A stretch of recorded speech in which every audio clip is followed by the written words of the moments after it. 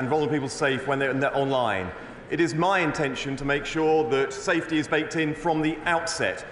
When it comes to keeping children safe in this country, everything is on the table, and I am open-minded as to how we move forward in order to achieve a much safer environment. Companies releasing products into our society should see it as a privilege, not a right. I have high expectations on behalf of this country to make sure that safety is baked in from the start. Secretary Andrew Griffith. Thank you, Mr. Speaker. Did the Secretary of State fully disclose to the Civil Service Commission the labour links of one of the most senior civil service appointments, or the £66,000 donation he received? Every donation that was made to this party in opposition has been declared in the appropriate ways, but I'm proud to be part of a party that raises standards in public life rather than votes to lower them. And, Mr. Speaker, I'm also proud to be part of a party that comes into government and attracts talent to working for it, whereas when they see talent, they libel it. Well, Mr. Speaker, thanks to Whitehall Watch, we have a copy of the form. It's clear that the Secretary of State failed to mention the conflicts of interest as required by the Ministerial Code. In the words of the Prime Minister's favourite pop star, some would say he's guilty as sin. Will he refer himself to the advisor on standards, or do we have to wait for the Prime Minister to finish organising VIP motorcades and do it for him? There we have it. We have a party that attacks civil servants who are gravitating the world's greatest talent coming to this party with this government to work for it. When he sees talent in government, he libels it and saddles the taxpayer with the bill. This government attracts talent, and I'm proud of it. Speaker. Thank you, Mr. Speaker. The first Farnborough International Space Show will take place in my constituency in March next year. With space agencies from across the world already signed up to attend, the show will allow the UK to stand on the world stage and showcase our position as a convener of global innovation. Will the Secretary of State and the UK Space Agency pledge their support to this show? And can I invite him to join me at this inaugural event? Farnborough has done an astonishing job at getting British aviation into the global news. This is something I've supported. My dad served in the Fleet Air Arm back in the 1960s, and I went with him many times to Farnborough to see the planes he worked on up there in the sky. The fact that Farnborough is now moving into space is something that we should celebrate as a country and as a House. Of course, I am very grateful for what they're doing, and of course I will be there to participate in the event in any way that is meaningful when it comes around. Thank you. Rebecca Smith. Thank you, Mr. Speaker. BD UK has recently classified Devon, including rural areas like Dartmoor National Park, as a Type C procurement under Project Gigabit. However, there are concerns about how agile and timely its delivery will be. Will the Minister agree to meet with me to discuss the speedy rollout of broadband in Dartmoor National Park? Yeah. It seems I've never been... Thank you. It seems I've never been so popular. Of course, I'm very happy to meet with her. It's a very serious point that we want every single part of this country to share in the digital future. We can only do that if we have the infrastructure everywhere in the country that we need. Samantha Niblett. I know that my right honourable friend shares the delight that many of us felt when it was announced researchers from UK-based AI company Google DeepMind are to share a Nobel Prize for their work on protein folding, a technology that will help shape economies of the future. As founder of Labour Women in Tech, I want this technological growth to be diverse. So I ask both the government what it's doing to ensure that the UK remains a global leader in this tech space, and what it's doing to ensure that my constituents in South Derbyshire trust that this technology can and will benefit everyone. Can I thank my honourable friend for her question and for all the work that she does to encourage more women into tech. And it's great to know that the tech world isn't just full of tech bros, but there are quite a lot of tech sisters as well. We are committed to building upon UK's success as a global AI leader, and the upcoming AI Action Plan demonstrates this commitment to foster the trust and ensure safe development of AI models by introducing binding regulation on a handful of companies developing the most powerful AI systems, fostering trust in these technologies. We will also will continue to be... We are now moving to Prime Minister's questions. Dr Danny Chambers. Number one, Mr Speaker.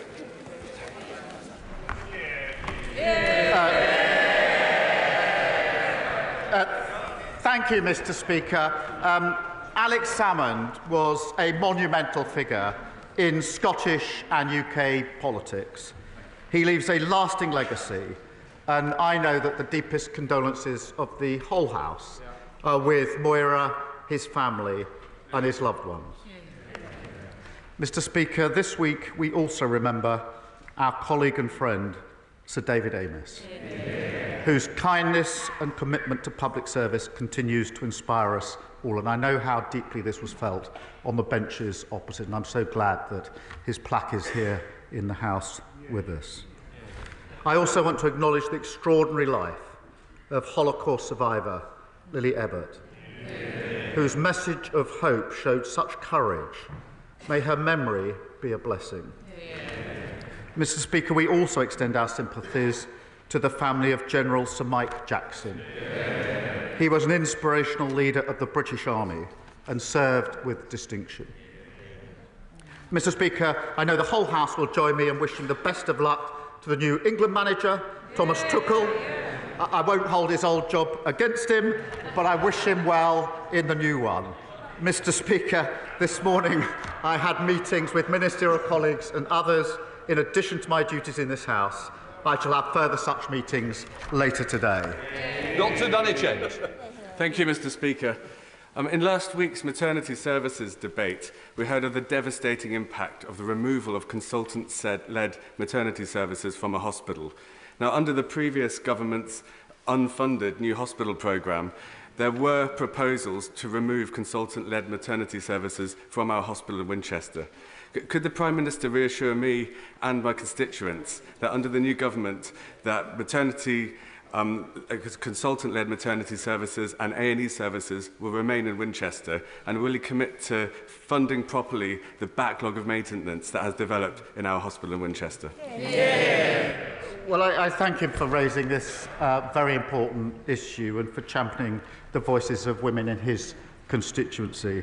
We are committed to ensuring that all women and babies receive safe, compassionate and personalised care through pregnancy, birth and critical following months. Reconfiguration of the services, as he knows, is a matter for the integrated care boards, important as it allows decisions to be made locally and tailored to local interests. But all changes should be based on evidence, clinically led, and involve engagement with patients to ensure they'll deliver better outcomes. It's a very important issue. Alison Hoon. Thank you, Mr Speaker. Whitby Interactive has provided inclusive play schemes and holiday activities for children and young people with special educational needs and disabilities for 26 years. It has been a lifeline for families continually failed by Conservative governments. But Interactive is set to close due to a funding shortfall. Does the Prime Minister agree with me that action to tackle the crisis in SEND provision is urgently needed, and that charities like Interactive deserve our support more than ever? Yes, I do, and I know this will be a concerning time for families who rely on the brilliant work of Whitby Interactive. Children with special educational needs and disabilities have been failed for too long, and this comes up repeatedly in this House, with parents struggling to get their children the support that they need and that they deserve. We must raise the standards for every child so they can succeed in education. We will fix the foundations, Mr Speaker, and ensure every child can achieve their potential. Leader of the Opposition, Rishi Sunak. Can I join with the Prime Minister's words of tribute to Alex Salmond and the Holocaust survivor Lily Ebbert, and thank him for his kind words about Sir David Amess. We remember him fondly, and we will be thinking of all their families at this moment. Mr Speaker, this week China has carried out unwarranted, aggressive and intimidatory military exercises in the Taiwan Strait. Our allies are rightly concerned. After worrying reports that the government may have intervened to stop a visit to the UK by the former Taiwanese president, can the Prime Minister confirm that the Foreign Secretary will use his meetings in Beijing this week to condemn China's dangerous escalatory acts in the Strait? I thank him for his question. The continued military activity in the Strait is not conducive to peace and stability. And stability in the Taiwan Straits is in all of our interest. On the wider point that he raises, we will cooperate where we can as permanent members of the UN Security Council, issues like net zero, health and trade, compete where we have different interests, but challenge, the point he makes is absolutely right, where it's needed, to protect national security, human rights and our values, and we will put that challenge in. Sunak. Well, given what the Prime Minister said, and I agree, of course, we must engage, and we should use that engagement for our national interests. I hope that the Foreign Secretary will unequivocally condemn this military escalation and stand up for democracy in Taiwan. Now, the whole House will be concerned about the fate of the democracy campaigner Jimmy Lai. He is a British citizen who has been wrongly imprisoned in Hong Kong for 4 years. The previous government pressured China for his release. Does the Prime Minister agree that this is a politically motivated prosecution and that it is a breach of China's legal obligations to Hong Kong under the Sino-British Declaration? Yes, and this case, as he will understand, is a priority for the government. We do call on the Hong Kong authorities to release immediately our British national, and the Foreign Secretary raised this case in his first meeting with China's Foreign Minister, and we will continue to do so. Rishi Sunak. I thank the Prime Minister for that answer. Now, China, as he knows, has become a decisive enabler of Russia's war against Ukraine, supplying the vast majority now of Russia's imported military microelectronics and components, worsening the suffering of the Ukrainian people. So can the Prime Minister confirm that he is prepared to sanction any Chinese business or individual involved in aiding Russia's invasion of Ukraine, including secondary sanctions on financial institutions? Yes, and we've called for that in the past. We continue to do so, and I hope this is an issue where we can have unity across the House. Yes, I can assure the Prime Minister of his support. It is something that we began. The United States recently have expanded their sanctions, and I hope that the new government will continue to look at doing the same. Now, the last government also established a new system of registration and monitoring to protect the UK from interference from foreign states, including China, Russia and Iran. Called the Foreign Influence Registration Scheme, it was described as essential by MI5 in the fight to help keep Britain safe. But since the Prime Minister took office, he has halted its implementation. Why? That isn't correct.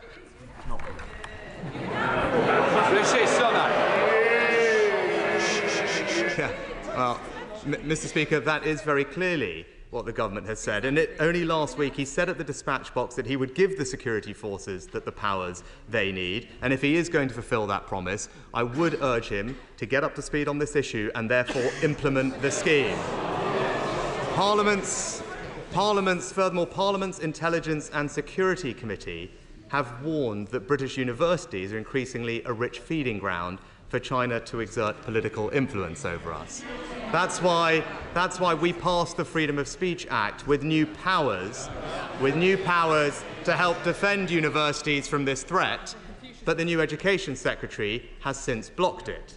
So can the Prime Minister tell us how, without this tool, the government will prevent Chinese influence over our universities? I really don't think party political points on security and intelligence.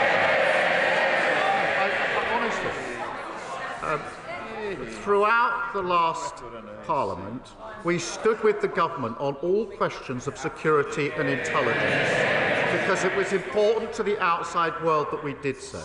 I worked with the security and intelligence services for 5 years prosecuting cases. I know firsthand the work that they do as a lawyer.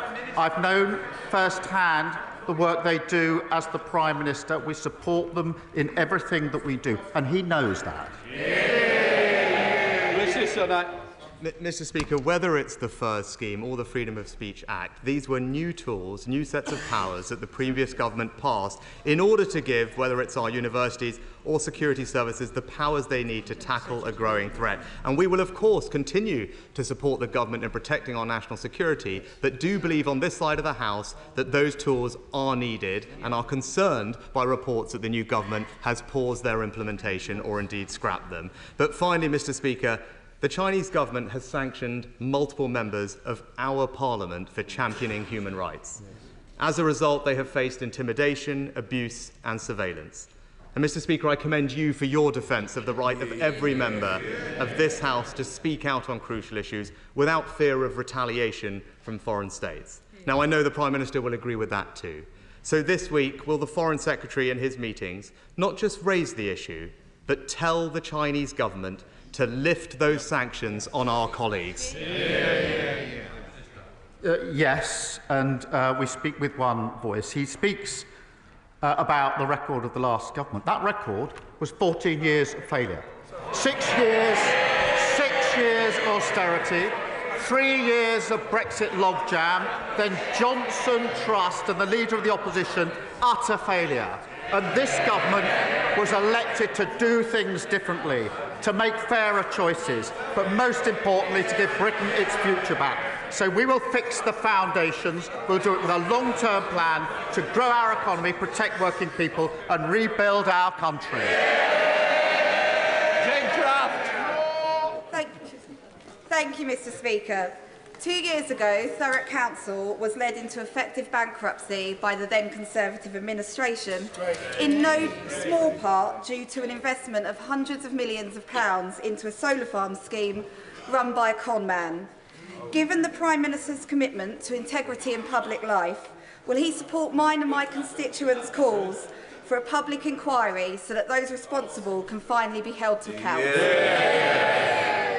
I thank her for her question, because years of underfunding have left councils facing huge budget pressures. They yawn, they don't know the impact it has on working people up and down the country. They rely on public services, and what's happened in Thurrock is shocking. We are committed to resetting the relationship and helping those under intervention to recover and to reform.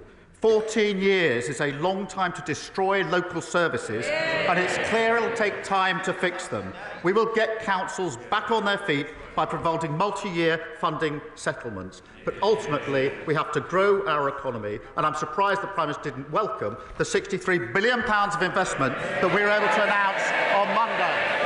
Leader of the Liberal Democrats, Sir Ed Davey. Thank you, Mr. Speaker. Can I echo the tributes to the Prime Minister, to Alex Salmond, to Sir David Amess and to Lee Ebbott? And can I welcome the news that ministers are going to review the carers allowance repayment scandal after campaigns by carers organisations, the Guardian newspaper and the Liberal Democrats, culminating in our motion on the order paper today. But will he agree with me that the evidence needed for the review is already long established and many of the decisions self-evident? So will he and his colleagues vote for our motion today so we can write off the overpayments, we can end the crazy cliff edge to the earnings limit now and have a fuller review for the support that carers deserve? I thank him for raising this. This is obviously a really important issue affecting a number of people, and that's why we've launched an independent review into the carers allowance overpayments, to look at the circumstances of the overpayments, to see what went wrong and therefore what can be done to put it right, because carers must get the support that they deserve. So I'm grateful for him for raising it. I'm glad that we've been able to take this action today to go forward on a really important issue. David. Can I thank the Prime Minister for that answer and ask him that ministers in the review will listen to the voices of carers throughout. Can I turn to the Middle East now? Israeli Finance Minister Smotrich had said that starving 2 million people in Gaza might be justified and moral. National Security Minister Ben-Gvir called settlers who killed a 19-year-old on the West Bank heroes. After my visit to Israel and Palestine last February, having witnessed the damage that these extremist ministers in the Netanyahu government are doing, I called on the last government to sanction them. The last government refused, but we now learn that the former Foreign Secretary was considering this. So will the Prime Minister now sanction Ministers Ben-Gvir and Smotrich?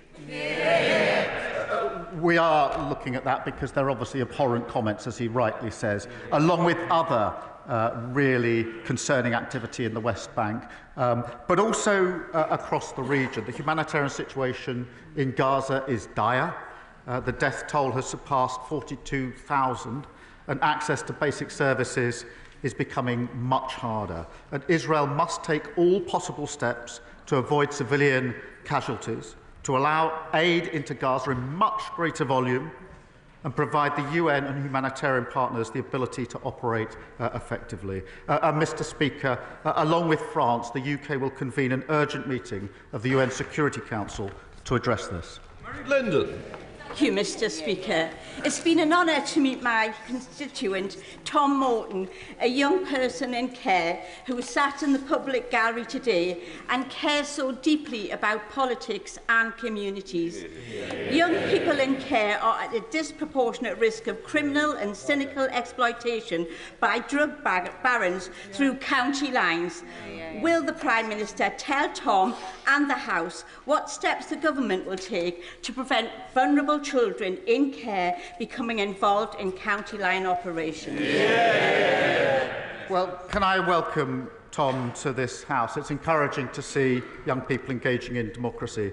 County lines is a real problem, and all of us will have experienced the effect and impact of that in our constituencies.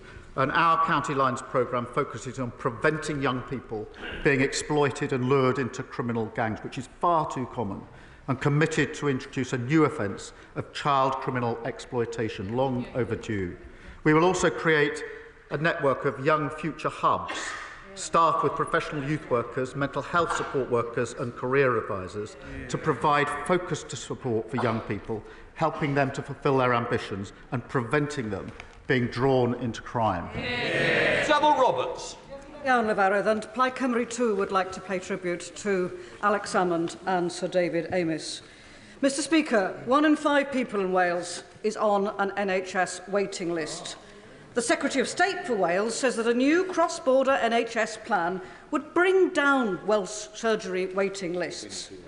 But the First Minister of Wales, Labour, contradicts her. She denies it has anything to do with bringing down waiting lists. Are they making it up as they go along? The difference is this: we now have a Westminster government that wants to work with the Welsh government to deliver for the people of Wales. For 14 long years, the Welsh government was in a position where the then government was in conflict with them. So now we will work together, collaborate, and ensure that together we deliver across Wales. Chris MacDonald. Thank you, Mr. Speaker. Will my right honourable friend, the Prime Minister, join me in praising our Labour Police and Crime Commissioner for Cleveland, Matt Storey, who's working with me to tackle knife crime, drug crime and antisocial behaviour in Stockton North, and assure my constituents that under this Labour government we'll see more police officers in Stockton and Billingham. Well, I welcome his work with the new Labour Police and Crime Commissioner. And it's sad to say that in Cleveland, full-time equivalent police officers fell by over 12% under the last government. When you fail on the economy and growth, those are the types of things that happen across the country. As part of our neighbourhood policing guarantee, we'll put 13,000 more neighbourhood police and PCSOs back on our streets and ensure every community has a named local officer. Through our Safer Streets mission, we will tackle illegal drugs, half-knife crime and crack down on antisocial behaviour and go after the gangs that lure young people into violence. Thank you, Mr. Speaker.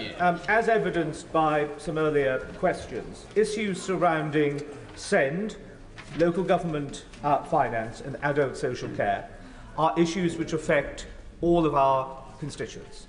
And let's be honest, Mr. Speaker, for too long, both parties have ducked and dodged taking the difficult but necessary decisions. In order to give in order to give certainty to our constituents and confidence to those who provide those vital services, does the Prime Minister share my assessment that there is considerable merit in formal cross-party working on these issues, where we can share taking those difficult decisions in order to improve outcomes for our constituents? Well, I am grateful to him for raising this question about SEND, because it is a really important issue, and I think this is the fourth time in two Prime Minister's questions where it's been raised on both sides of the House. I quibble with his suggestion it's both parties, since his party was in power for 14 years. But the spirit in which he puts this forward, that this should be cross-party, is something that we should take up, because it's such an important issue. It affects so many children and parents, and therefore, notwithstanding the quibble, I'm very happy to work across the House on an issue as important as this. Katrina Murray. Thank you, Mr. Speaker.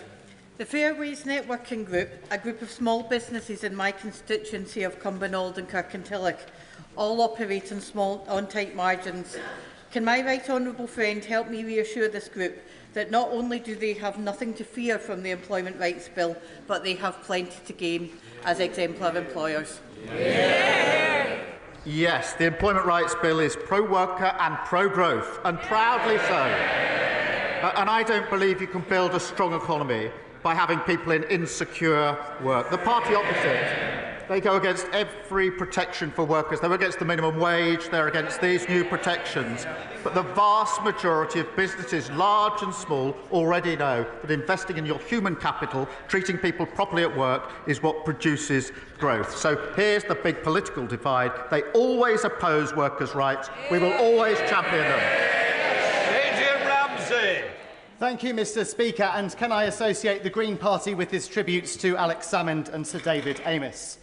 99.7% of new patients in the east of England are unable to find an NHS dentist, the worst affected area in the country. My constituents in Waveney Valley want urgent action. So when will the government begin the critical negotiations on dental contract reform so no one in the 21st century has to pull out their own teeth? And will it be by the end of this year? Well, he raises a really important issue, because dentistry was left in a shocking state by the last government.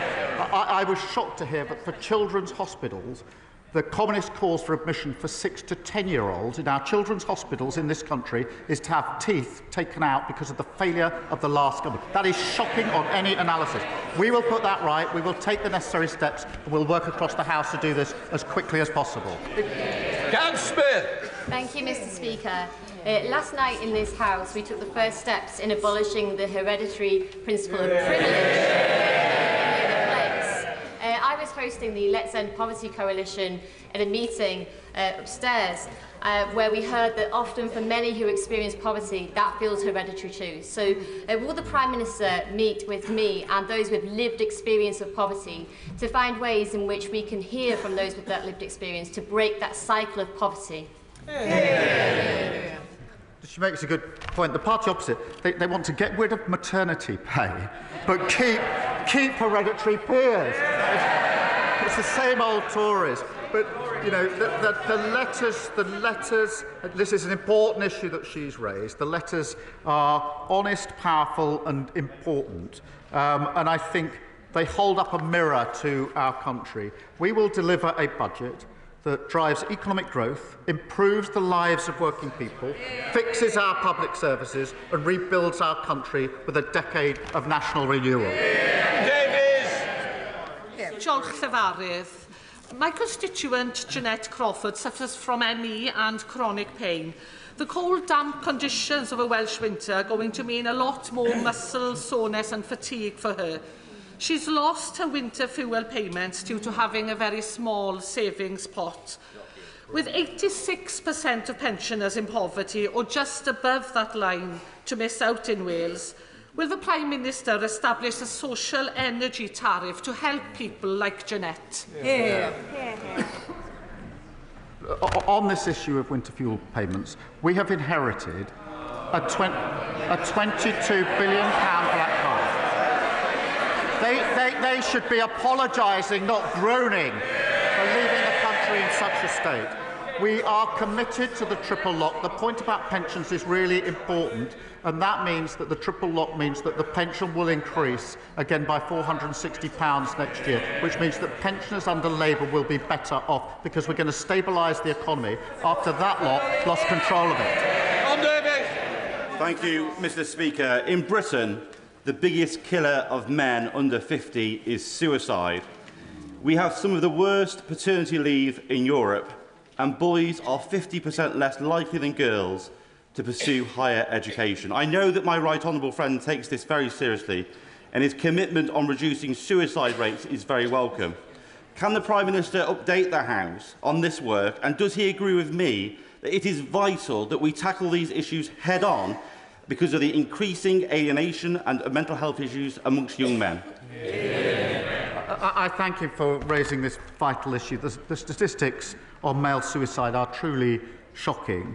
I went to an event just a few years ago here in this place where everyone in attendance was asked if they had lost someone to suicide, and I then reflected on my own experience, which was profound, as it was, I could see, for everybody across the room and will be across this House. So reducing deaths from suicide is a vital part of our health mission. We're recruiting an additional 8,500 mental health workers, specially trained to support people at risk of suicide, to provide faster treatment and ease pressure on our services. Thank you, Mr. Speaker. Group Captain Lizzie Nichol had an exemplary career with the RAF until she was forced to resign for refusing to implement illegal recruitment orders. Despite inquiry after inquiry vindicating Lizzie, on every count the RAF and MOD have failed to offer her fair compensation, and those responsible have walked away. Shamefully, during the Purdah election period, in what I believe was an attempt to subvert ministerial oversight, she was offered a derisory £2,000 by officials. I have documents proving beyond doubt that the former Chief of the Air Staff lied to the then Defence Secretary about her case. The Prime Minister says he believes in righting wrongs, so will he meet with Lizzie and help ensure that those responsible do not just walk away and that Lizzie gets the justice that she so very much deserves? I thank her for raising what is obviously a very important case, and she's right to do so. I'm not across the individual details of it, but it obviously does need to be looked into. So we will commit to look into it, and I will make sure that she gets a meeting with the relevant minister to lay out such details as she has and to get some answers as to our inquiries. Jake Richards. Mr. Speaker, children's social care in this country is now in crisis. Vulnerable children are regularly placed hundreds of miles from home, often in unregulated and unsafe accommodation. Meanwhile, private companies are making record profits on the backs of struggling and desperate local authorities. Frankly, this is an issue, a national scandal, that doesn't get enough attention. Today, Mr. Speaker, I'll be presenting my private member's bill, which will offer modest reform in this area. But will the Prime Minister reassure me and thousands of families across the country that it is a priority of his government to fix the social care crisis and our family courts? Yeah. Well, I thank him for raising this issue and being a champion on it. He is absolutely right about the appalling inheritance. 1 in 4 children in absolute poverty. That's a terrible inheritance. And too many vulnerable children in unregulated accommodation. Through our Children's Wellbeing Bill, we will put children and their well-being at the heart of education and social care systems.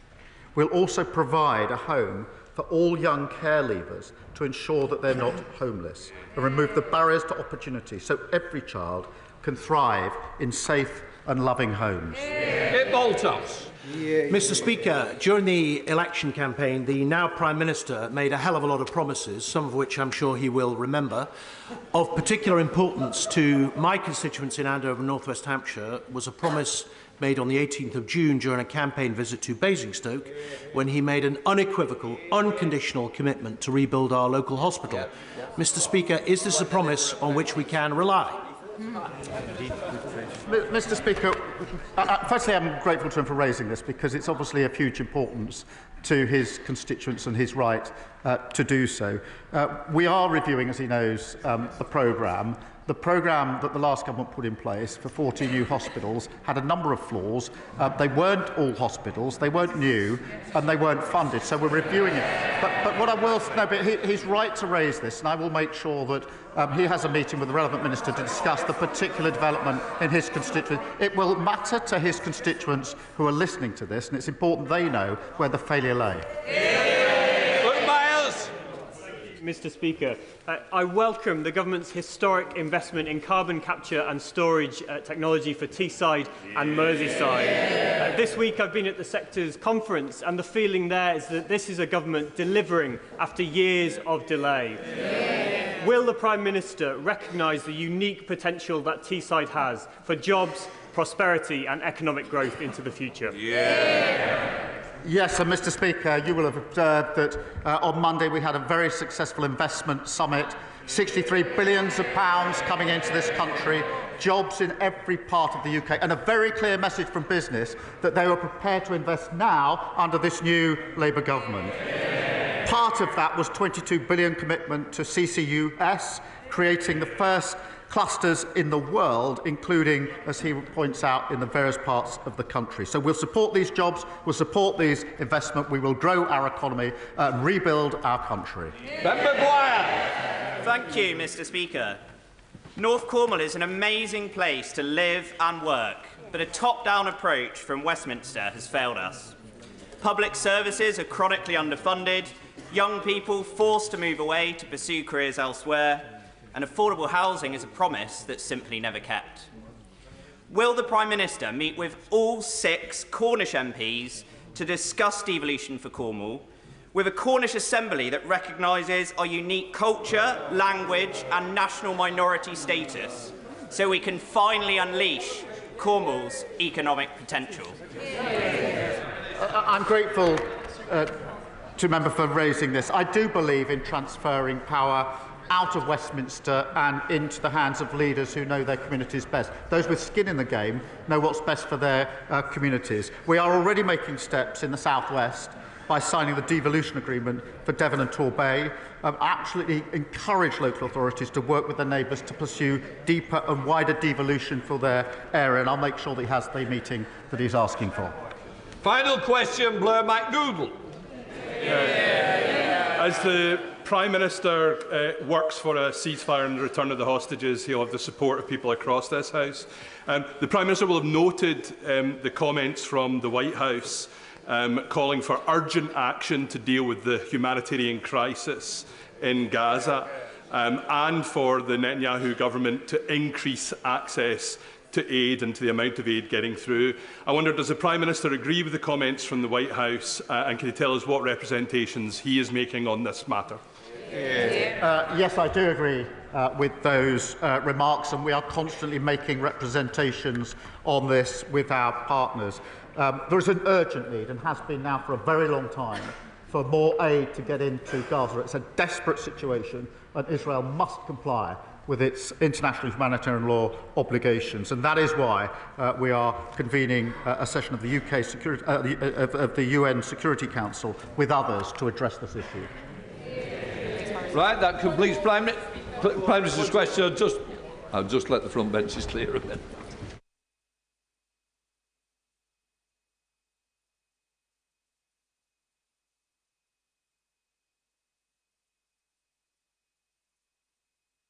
On the left, right.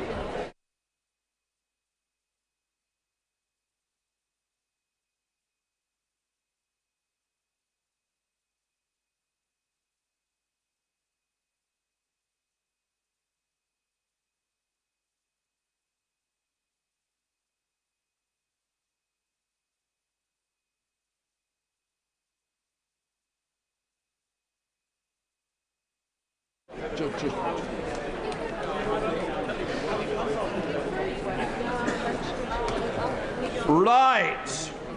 Order. I should inform the House that there has been an issue with the publication of the data from last night's division on the reasoned amendment to the second reading of the House of Lords Hereditary Peers Bill. The result of the division is not in doubt. As always, it is determined by the teller's count, as announced in the Chamber last night. The names of the members recorded on the pass reader terminals were not available at the usual timetable as a result of human error. Those names have now been published on the Commons Votes app and will be available in Hansard online shortly. House authorities are taking steps to prevent this happening again. Right. Sorry. I just need to deal with this one. I think it's Chris Job on the same issue. Sorry. Speaker, I was going to raise this as a point of order, but my concern is that for the first